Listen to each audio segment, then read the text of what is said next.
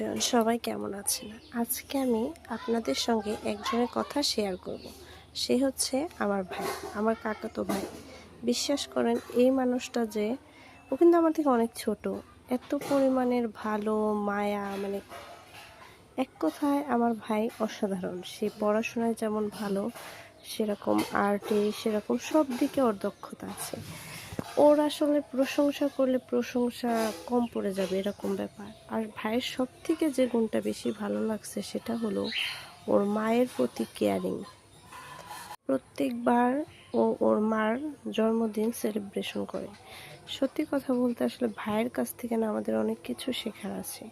সবাই সবার মা বাবাকে অনেক বেশি ভালোবাসা উচিত।